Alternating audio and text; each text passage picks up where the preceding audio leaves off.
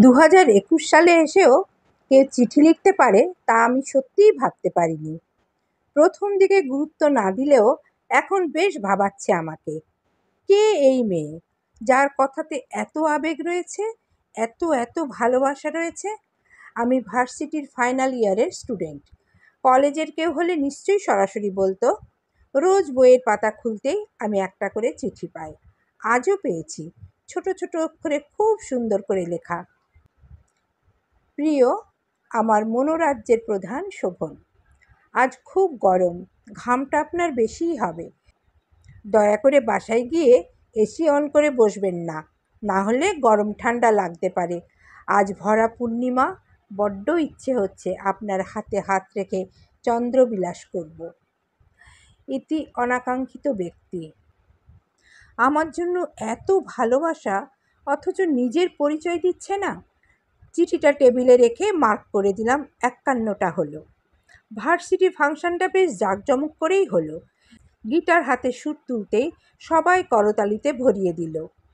কেন যেন মনে হলো কেউ আমাকে দেখছে।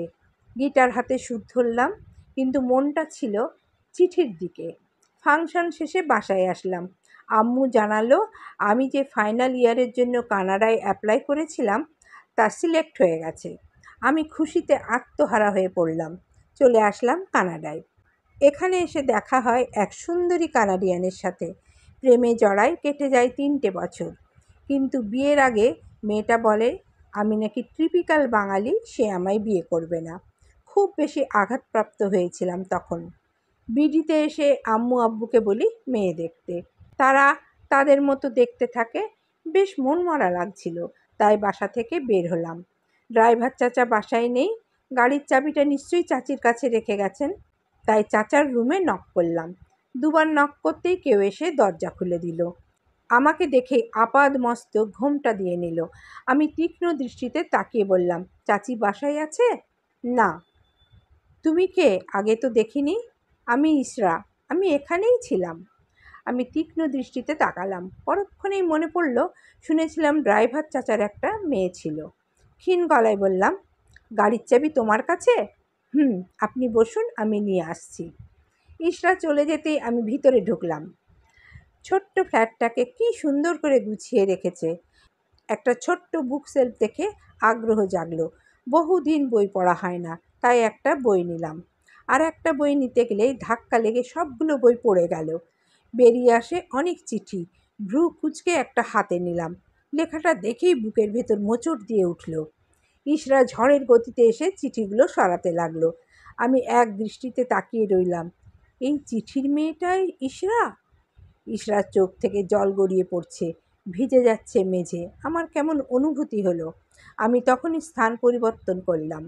ছাদে দাঁড়িয়ে একের পর এক সিগারেট টানতে লাগলাম। সেই হাজারো রঙিন চিঠিগুলো আমার চোখের সামনে ভেসে আসছে।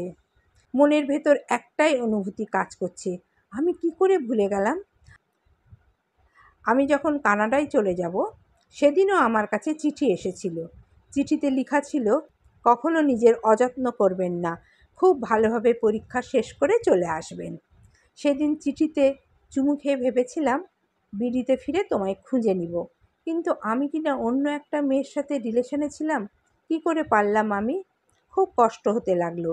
এই মেয়েকেই আমি ভালোবাসি, আর ওকেই বিয়ে করব বলে ঠিক করলাম। বিয়ের তোড়জোড় শুরু হলো। কেউ জানে না কাকে বিয়ে করব আমি। বাবা মা কখনো আমার মতামতের উপর চাপ দিবেন না, তাই আমার সমস্ত শর্তে সবাই রাজি হয়ে গেল। সন্ধ্যা প্রায় ছুঁই ছুঁই আমি বরবেশে ইসরাদের বাসায় নক করলাম। ইসরা বাদে সবাই মণ্ডপে আছে। আমি জানতাম ইসরা আসবে না, কারণ ও নিজ চোখে আমার বিয়ে দেখতে পারবে না। ইসরা দরজা খুলে দিতেই আমি ভেতরে চলে আসলাম। মেয়েটা জড়সড় হয়ে দাঁড়িয়ে রইল। মাথায় লম্বা ঘোমটা, মুখটা দেখা হয়নি এখনো।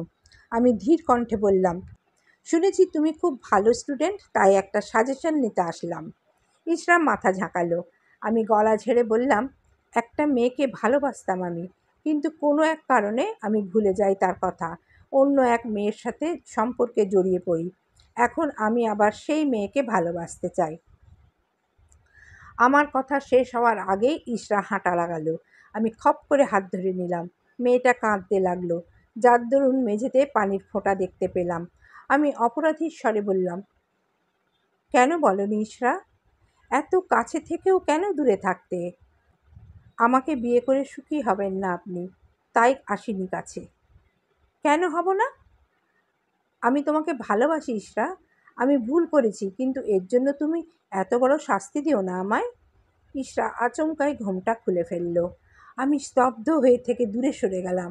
মুখের এক পাশটা ঝলসে যাওয়া, তবে খুব বেশি না, খানিকটা।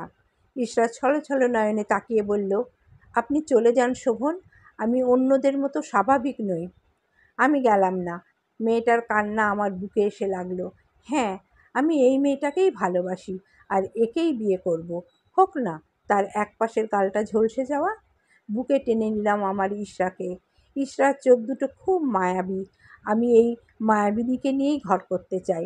কপালে চুমু খেয়ে বললাম, আমি তোমার চিঠির প্রেমে পড়েছি ইশরা। রোজ একটা করে চিঠি লিখে দিও, তাহলেই হবে। আমি তোমাকে ছাড়া থাকতে পারবো না ইশরা। সেই দিন ইশরা ছলছল নয়নে তাকিয়েছিল। আজ 10 বছর পরে এসে ও ওর কথা রাখতে ভুলে না। আমাকে চিঠি লিখে দেয় রোজ, যার প্রতিটা কোণায় লেগে আছে স্নিগ্ধ হাসিময় ভালোবাসা। ওর ওই এক গাল ঝলসে যাওয়া মুখটাতেই আমি আমার সুখ খুঁজে পাই। খুব ভালোবাসি ওকে, আর আমাদের ভালোবাসার চিহ্ন আমার আর ইশরার 8 বছরের মিষ্টি মেয়ে শুভ্রাকে। এভাবেই চিঠির ভাঁজে ভাঁজে পরিপূর্ণতা পাক ভালোবাসা। সমাপ্ত।